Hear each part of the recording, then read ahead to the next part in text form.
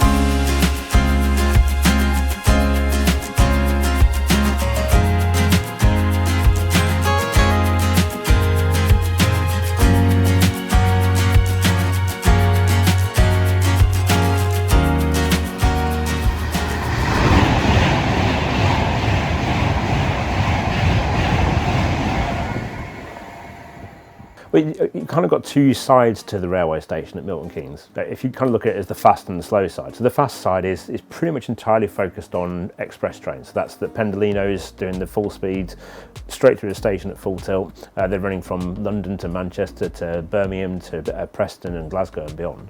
So you've got all that going off on one side of the station. They're interspersed with the Avanti Super Voyagers as well at the moment. Although they're starting to withdraw some of those now, some of those will be handed over to another operator. And soon you'll be able to see the new 805 units that Avanti's taking to traffic as well. But that's all kind of happening almost in its own kind of sector on the station, if you like. And then you go across to the other side, which is nearer to where that mirror finished building is. And that's almost where the best part of the action is. Because on that side, you've got all the stop-in trains coming in and out. But you've also got the freight traffic and the extra special working as well that are now such a prevalent part of the modern railway scene. If you stand on Milton Keynes Station, you can get the Pendolinos going to 125, along with Class 66s, 80s or 87s or 90 or 86 and 90s, with freight going to 70 miles an hour the other way.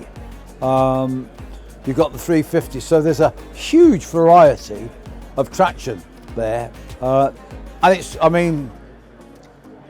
remember when we went and did the research, I did sort of time it. There was maximum 4 minutes before a train. So it's constantly busy. And that's what we wanted for the cathedral. Lots of movements of trains. Located 50 miles north of London on the busy West Coast Main Line, Milton Keynes Central is the busiest of 7 stations in the area and presents a modern face to passengers. The West Coast Main Line from London Euston to Glasgow is one of the busiest and most important passenger and freight arteries on the British railway network.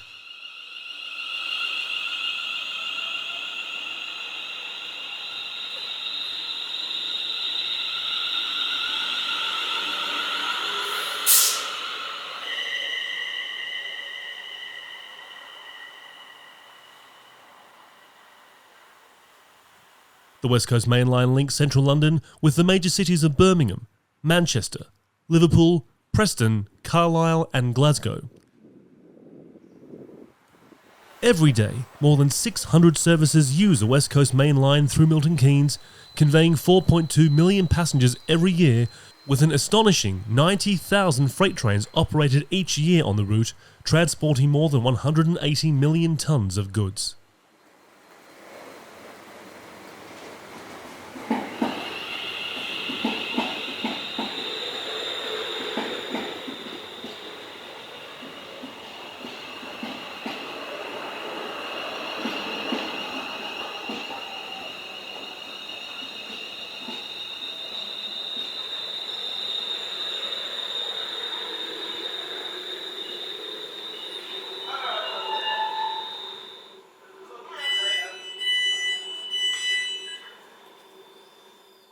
Such a busy railway has been the subject of many upgrades to reach its present state. Milton Keynes Central replaced Bletchley as the main station in the city in 1982 when it was opened. The proposal for its construction came in the mid-1970s, when a cost-sharing deal between British Railways and Milton Keynes Development Corporation was agreed in 1978.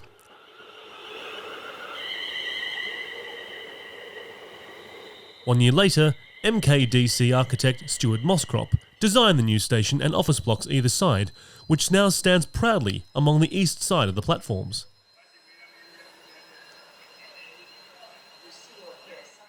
The station building is distinctive in featuring a mirror glass along its length and height, while the platforms are accessed by a long covered walkway which leads to the trains via staircases and lifts.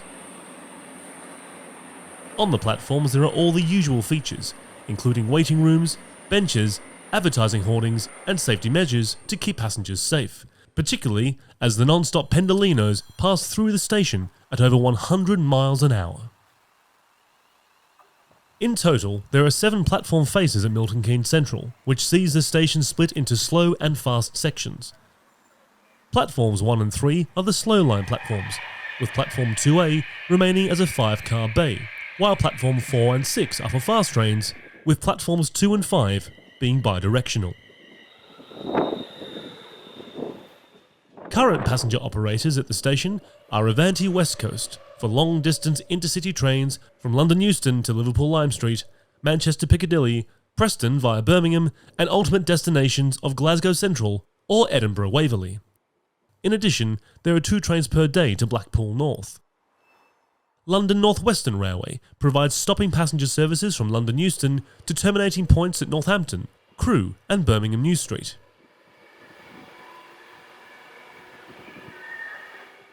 The West Coast Main Line is a very busy route for both passenger and freight traffic, and while the passenger formations may not be as varied as they were prior to the introduction of the Class 390 Pendolinos, there is still plenty of variety on the railway, as well as a bright array of colour schemes to observe.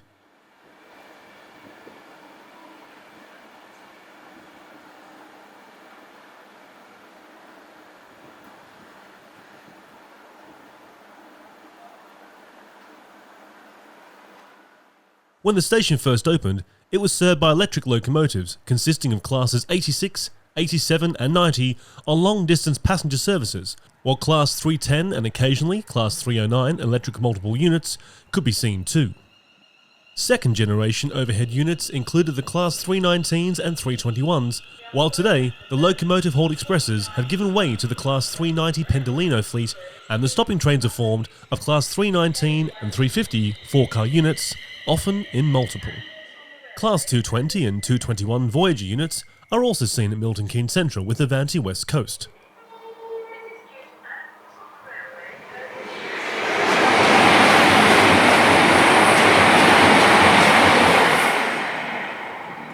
Yeah, so there's quite a lot of different types of traffic going through Milton Keynes, depending on what time of day you go. So you've got kind of all the classics of, you've got loads of container trains, you've got stone trains coming through, you've got the car train, which is really, really impressive. Really pleased we've got to see a car train whilst we're there as well. It's just a huge, great thing that never seems to end when it comes through the station. But then you've also got all the extra ad hoc workings as well. So whilst we were there, actually, we saw a couple of stock movements as well. Things like there was a Great Western Railway Class 166 unit which had been up at Wolverton for repairs, and that came through and trundled through on platform 1 on its way back down to its depot to retake up its job on the Great Western region. Then we also had a Class 47 turned up, passing through with taking a unit up to Kettering. Then we had a light engine move with the Class 50, so a GBRF Class 50. I mean, who'd have thought in 2023 that you could go and stand on a station on the West Coast Main Line and see a Class 50 and a 47 in the same day? You know, it didn't make sense. And then actually later in the day, actually just after we'd left, a couple of hours after we'd left, there was an HST as well, because the new measurement train came down as well. So there's an awful lot of variety happening on a day-to-day basis.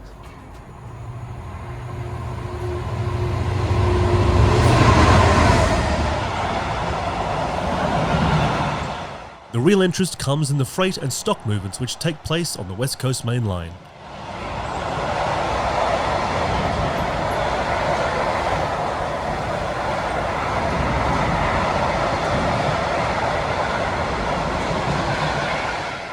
The classic Class 37s and 47 diesels have been a consistent part of the locomotive roster, although today Class 66s dominate rail freight traffic with diesel haulage from DB Cargo, GBRF and direct rail services.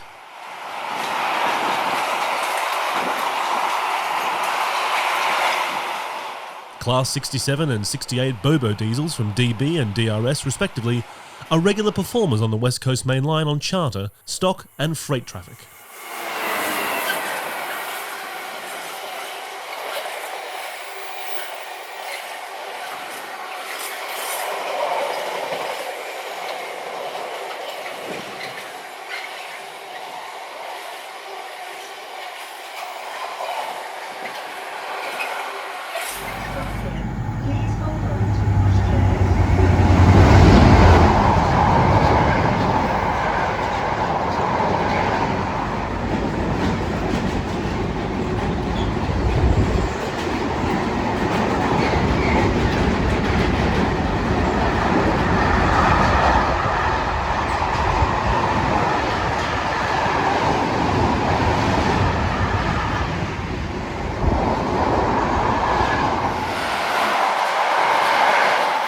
DCR also operates freight flows through Milton Keynes in the hands of its Class 56 or Class 60 fleet.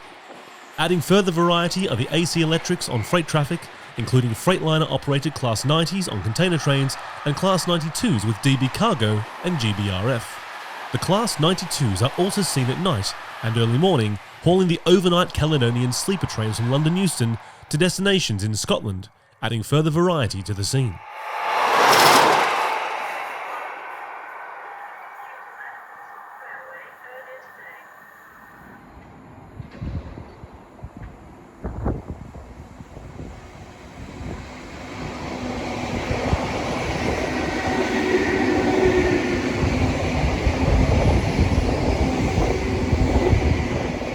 So when it comes to the container trains at Milton Keynes, actually you could be kind of forgiven that it's just the same train over and over again. It's not. They're coming from lots of different starting points and going to lots of different destinations as well.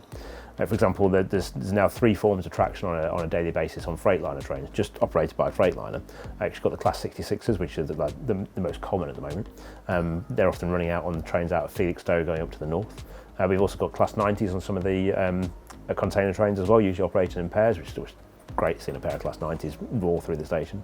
There's also the Class 70s are back out and working as well now. They're tending to be on the longest distance container flows, so they're coming usually from Leeds or Manchester area and running down to Southampton. So you've got all these container trains which are, on face value, it's another container train, but actually they're all crisscrossing the network, going to different places, lapping over each other, transporting goods around. What's in all those containers? It's one of the things I always kind of wonder when you see these things go past is what's in all those containers and where they're all going to end up as well. So it's quite fascinating to think about all those things and to take all that in when you're at the station. And the other thing is that they come through at quite pace as well at Milton Keynes. It's not like they're trundling through at 10 mile an hour. They are full line speed through the station, and they create a lot of draft as they come through as well.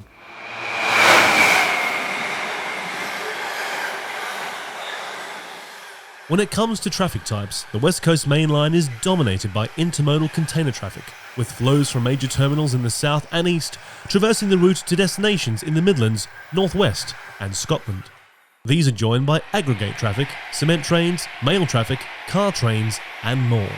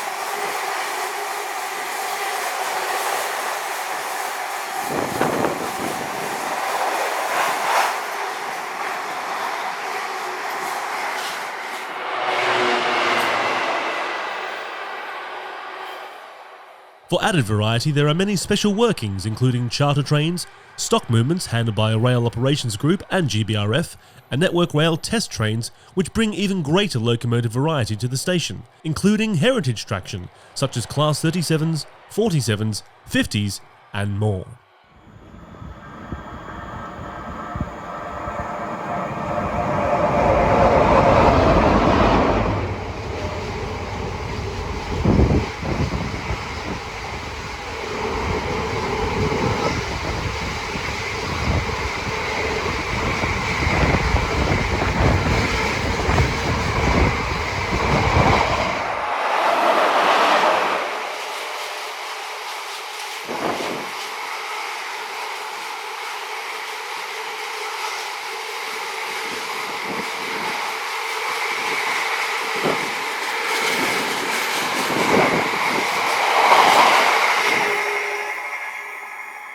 Charter trains are operated by Locomotive Services Limited, West Coast Railways and DB Cargo, and from time to time, steam haulage comes to Milton Keynes on special workings, while a handful of the Class 86, 87 and 90 electrics have a new lease of life with Locomotive Services Limited for special trains.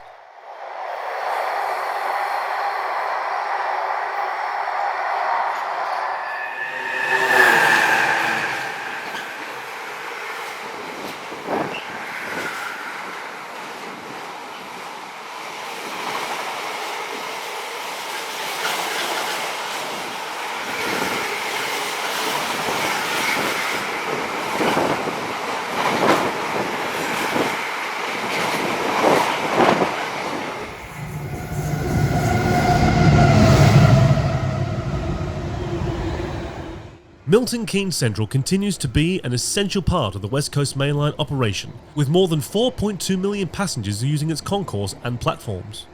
Its location, within 35 minutes travel time to London on the fastest trains, makes Milton Keynes accessible for commuters, which has given the station a stable position. A visit to this busy location will always be rewarded with a constant procession of trains at the heart of the city, and, if you pick the right day, you will see the unusual as well as the day-to-day workings. Alternatively, you could build a model to capture the spirit of the station and its activities, and that's exactly what Pete Waterman and the Railnuts team decided to do for making Tracks 3.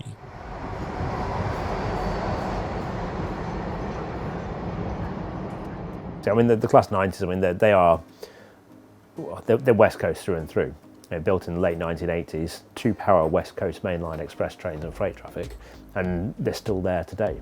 You know, okay, there's a lot less of them now operating today compared to what there were 10, 15 years ago, but they're still there, and they've still got purpose every day with the railway. Yes, there are locos that are being built primarily for the West Coast mainline, the Class 87s, for example, but they're not still here today. I think that's the unfortunate part of that. There's still one that operates on the West Coast Main Line from time to time with Locomotive Services Limited, and it's in an original intercity livery with an intercity liveried rake of coaches as well. But it's not an everyday part. Whereas the Freightliner operated 90s are an everyday part. And actually, I've heard recently a few more are coming back out and back into traffic again now that costs of electricity have dropped a bit as well.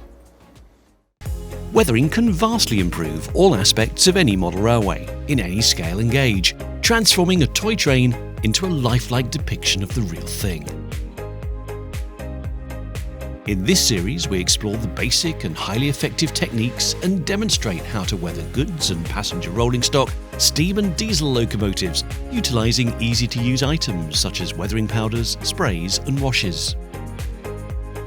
Join Mike and Jonathan as they guide you through all the techniques needed to have a go yourself in our brand new 4-part series, 1960s style weathering, exclusive to keymodelworld.com.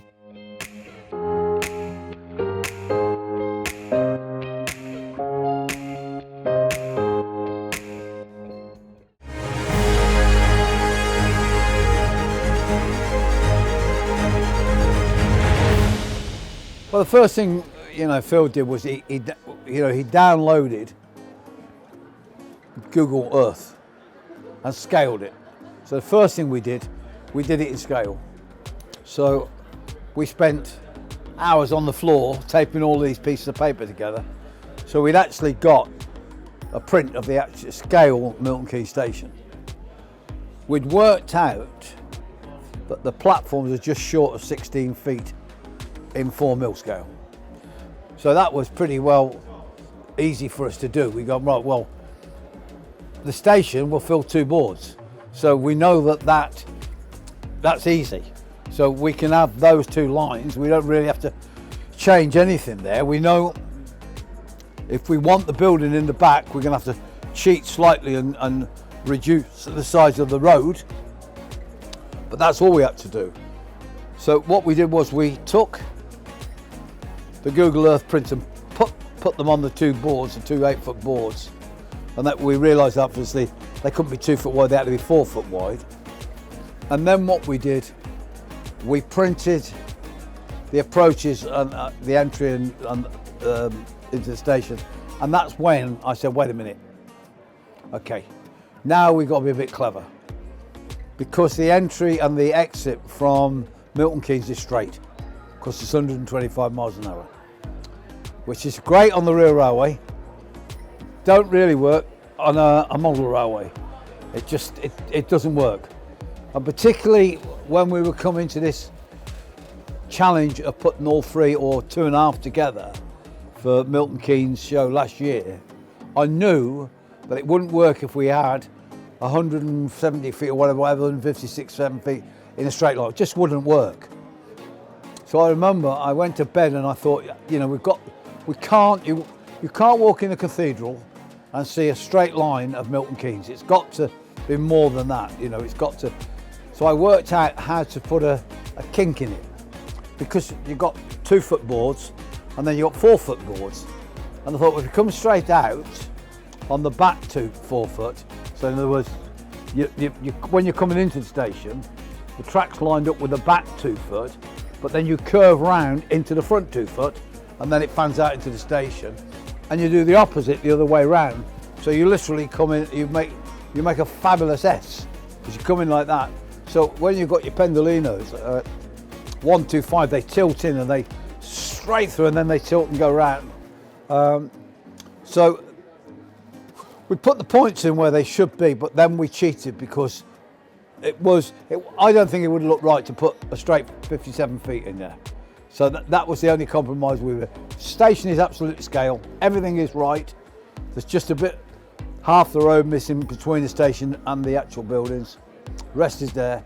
So once we got that, I then could see that would work. And when we put it together for the cathedral that first day, even if we put it the wrong way round, I could see that it worked. Because you couldn't walk in and see the whole lot in one go. You had to move, and that was the whole point. You've got to walk along, and you've got to see it as like the real railway. You don't see the whole railway in one shot. This is Google Earth's version of Milton Keynes Station in 4mm. Phil has already put the Pico points in instead of network rail points. So what you're looking at is the real station with Pico points in. So I've marked the ends of the platform so you can roughly see where they are. You can see that the canopy is from there to there. That's very long, isn't it? Yeah, no, no canopy, but you can see how long the station is. That piece at the back there, where the cars are, we've got to foreshorten so that we can get the front of the car parks and the station building in. You can see it goes off at an angle, and from here, this where the colour changes, that corner there will go to that corner there, so that will be a triangle straight across there. So this light green area here and the next piece, that's the actual two 8-foots, the 16-foot for the station. Now, what instantly comes in, that end is pretty good. We can flirt it round fractionally, but this end is going to need some imagination. Well, yeah, because we want a lazy S here. Because we want to come out from the Northampton line and not reveal the Northampton line until we get onto that 8-foot, and then swing it round to get. So that one, I think we've got to go back to the computer and being as we're looking here before we get to the station platform, we can make that a lovely S, a lovely swing, so it comes round into Milton Keynes and it goes, we can make it like a big lazy S. Yeah. So we've got no points across the base joints. No. We need to move 1 point slightly further out because it's a little bit, the point motor will be too near the base joint. And all buildings are going to just plug in, aren't they? Yes. Yes. So we're taking them all separate? Yes. Yeah. Except for the canopies, they have to stay there. Because you can just see that white bit there is the gantry for the catenary. Right. There's one there, and one there, and they go straight through the canopy. Yeah. Straight through one. One there, see it goes Oh, yeah. back, there's one there. Yeah. But Phil, I mean, this is a great idea. It's a brilliant idea. It's the best I've seen. Yeah. This gets over the problem we've had on all the other layouts where you can't put your 64 feet up, so you can't actually get the sweep. It's been worth the money though. It's about 500 mil. It's more than that, mate. It's more than that. It's 660, so yeah, that's Well, to be fair, we could bring this one over 10 mil if need be. 10? We've got 160 Sorry, mil. 10 centimetres, 100 mil. What about the other one? Well, they're 500 lengths, aren't they? Yeah. Yeah, well, that's 660. Okay, we'll bring it back 160 mil then. 150 mil, so you got only 6 inches somewhere.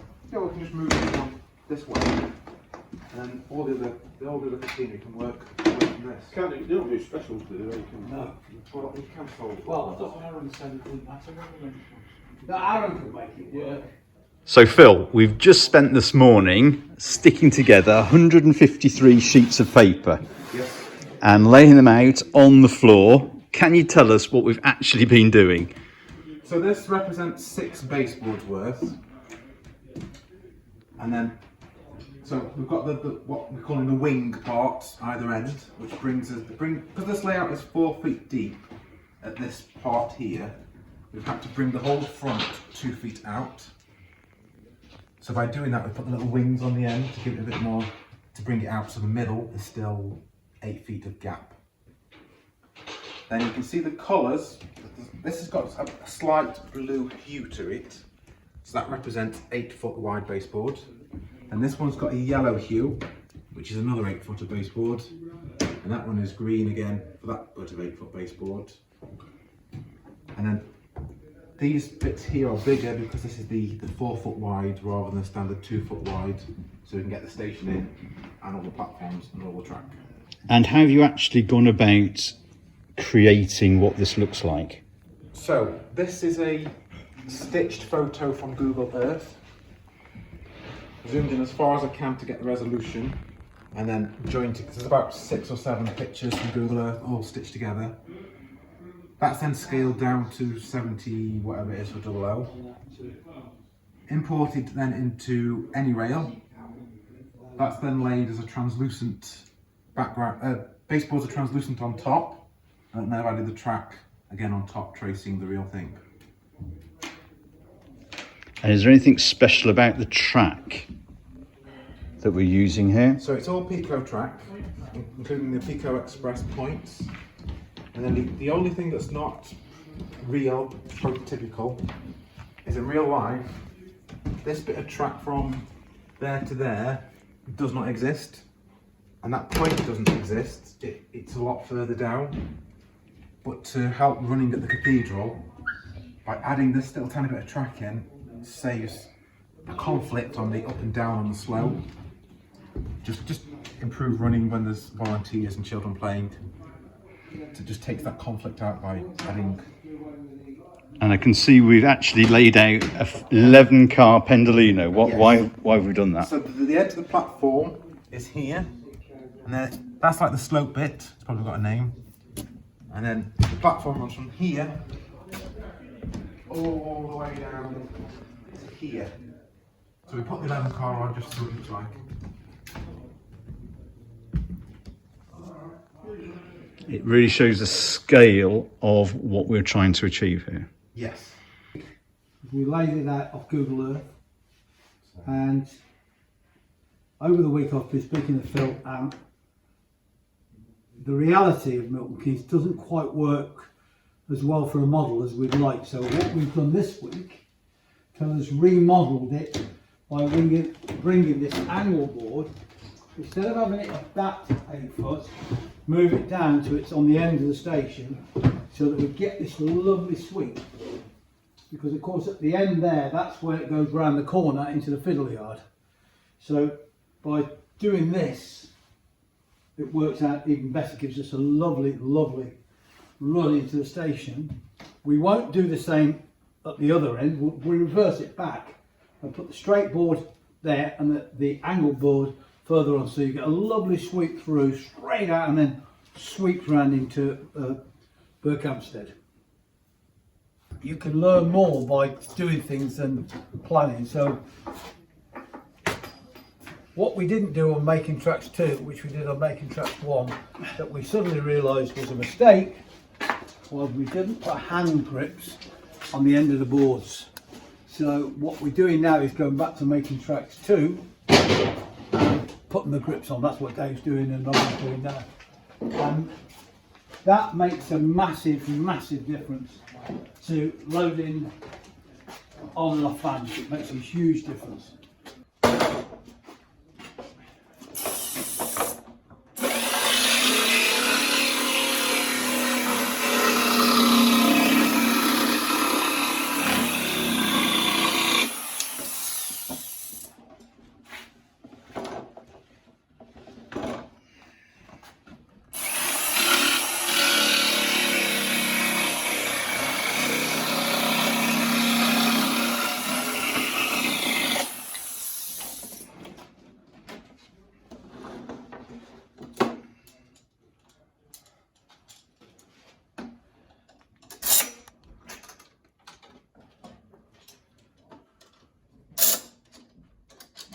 So let's just cut it out roughly.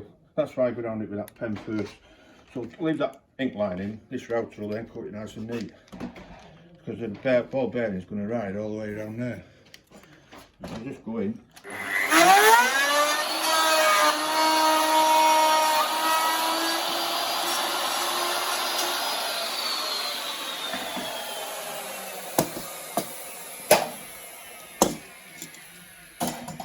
And Robbie finishes it off with a bit of sandpaper.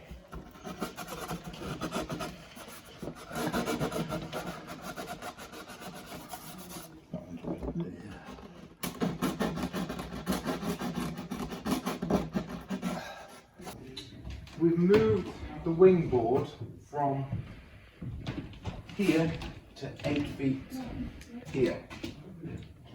Then the board that was here now sits there.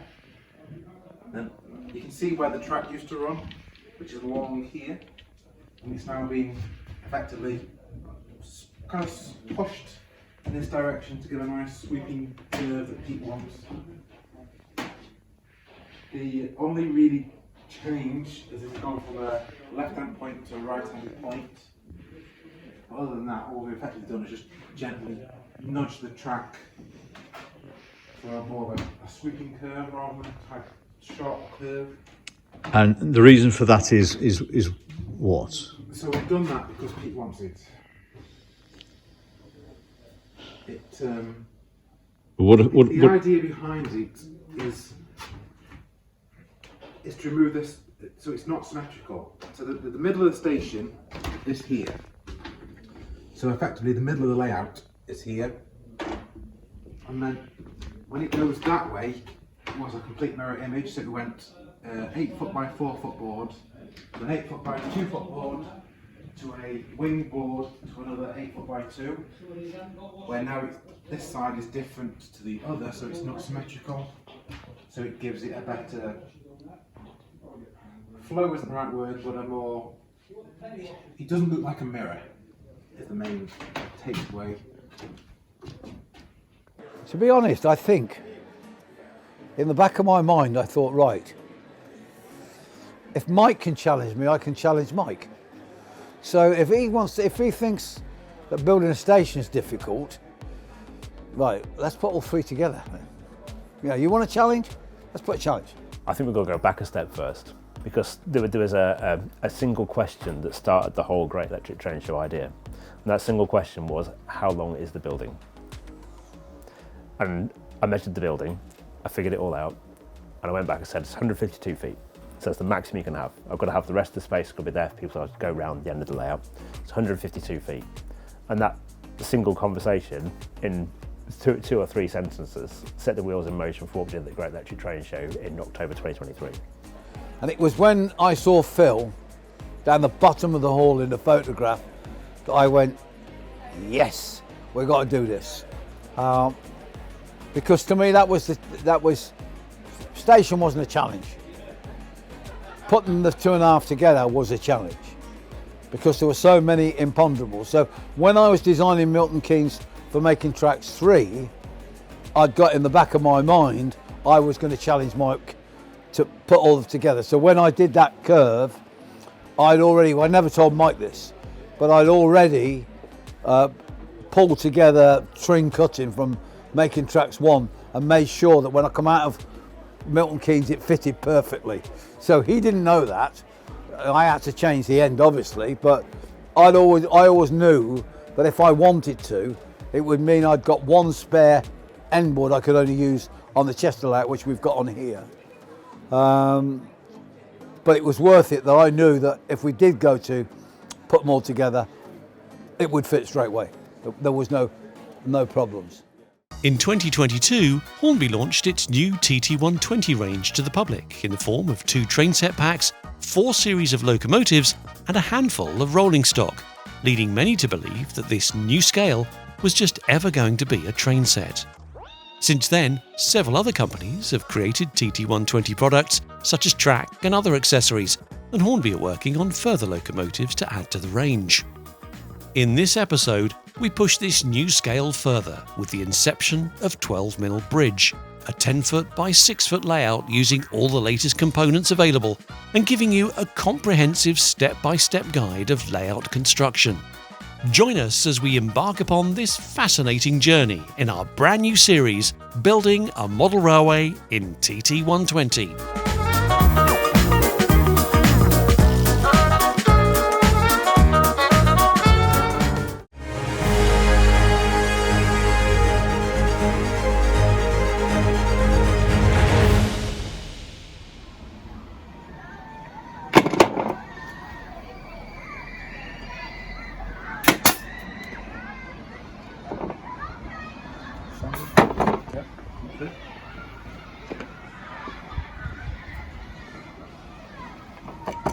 This is the last bit of station baseboards. Is that there, Pete? Yeah.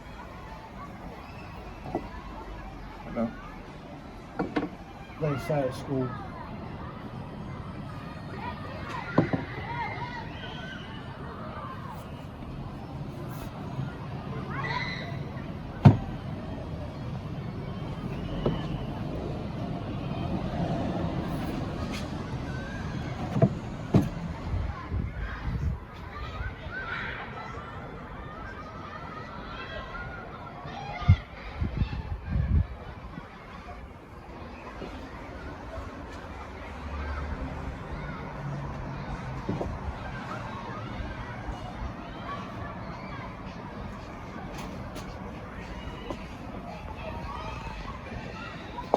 Yeah, got it. Yeah, got it. Keep your end up. Yeah, don't let it down. Right. I know. Okay, don't let it down. No, I'm not letting it down. You're going to line that edge up on your left hand. Line that edge up. Yeah. Right? Yep. Right.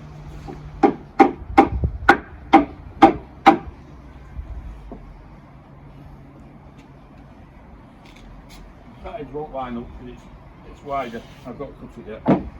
You're perfect that way. Just here, Dave. Okay. You find that end.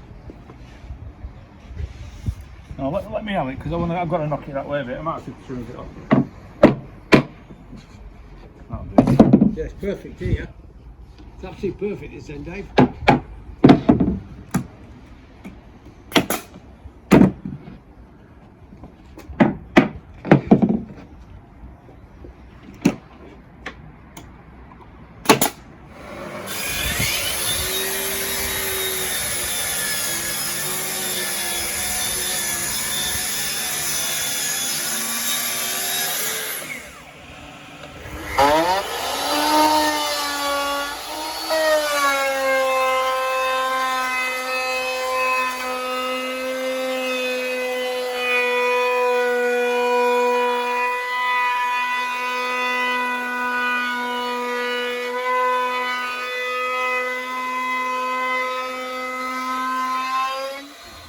What anybody says they can't move, it's impossible. Well, I'm trying, look.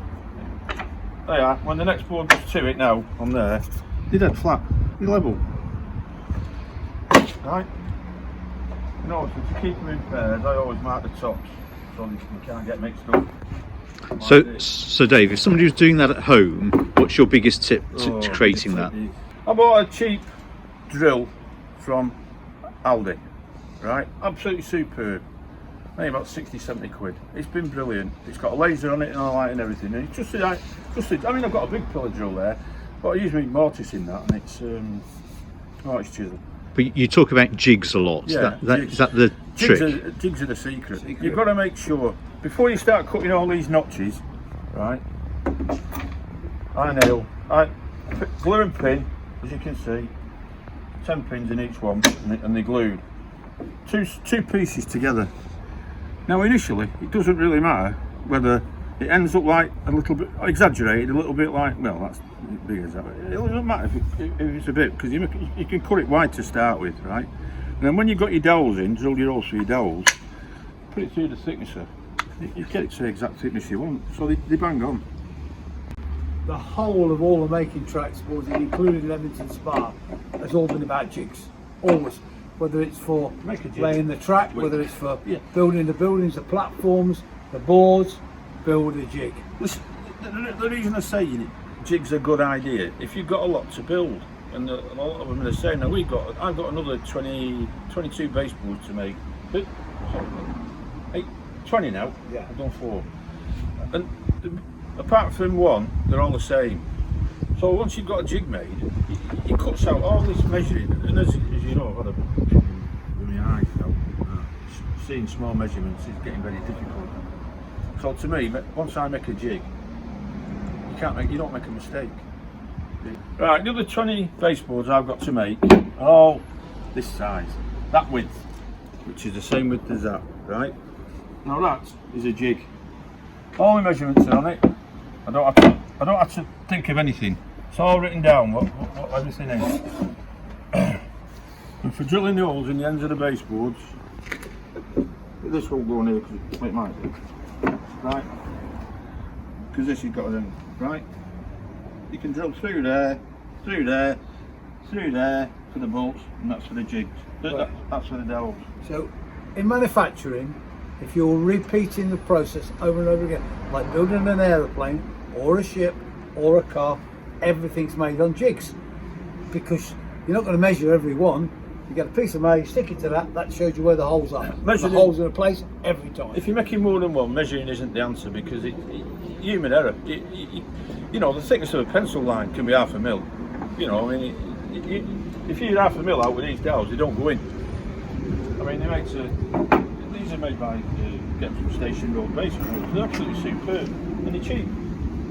I think they're cheap for what they do. And jigs come into their own, particularly when you start to look at the overhead gantries, because the droppers have all got to be the same. Yeah. So Dave makes all the jigs that we can line all the catenary up with, put all the arms together with.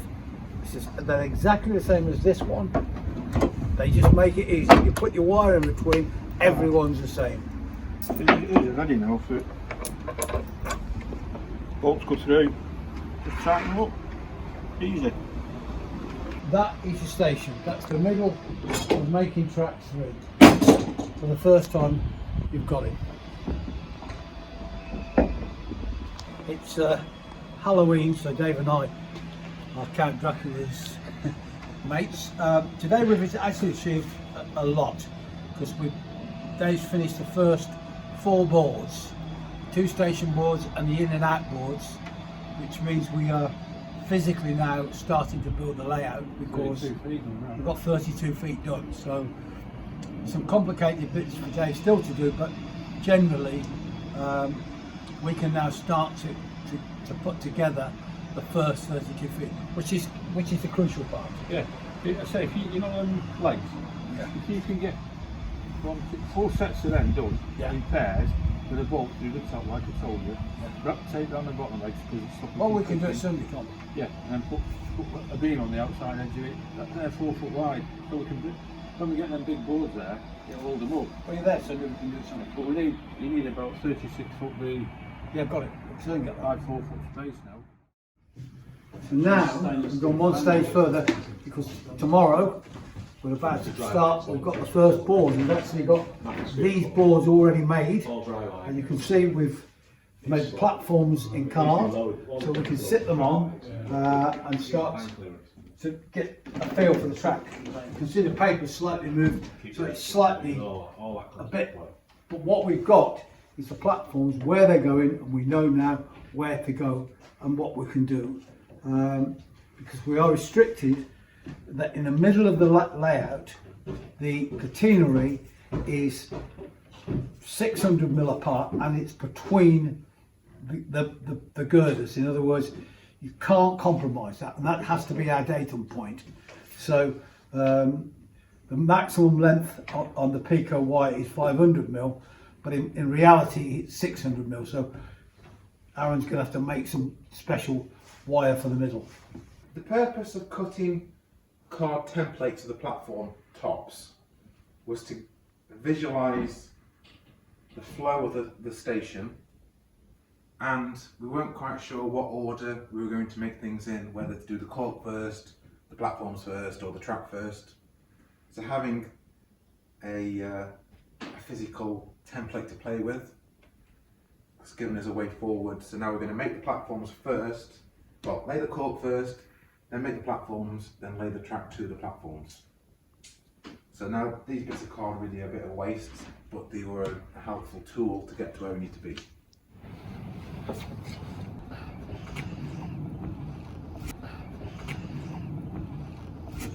Otherwise it's just a sheet of clay, isn't it?